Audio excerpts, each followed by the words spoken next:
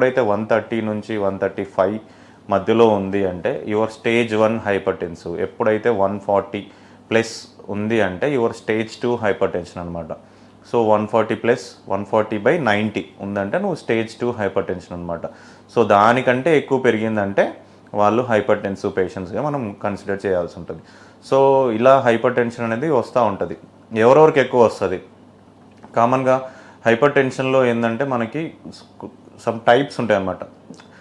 Systemic hyper tension, essential hyper tension అని ఉంటుంది. Systemic hyper tension అంటే ఏంటంటే వాళ్ళకి ఏదో ఒక కండిషన్ ఉంటుంది అనమాట.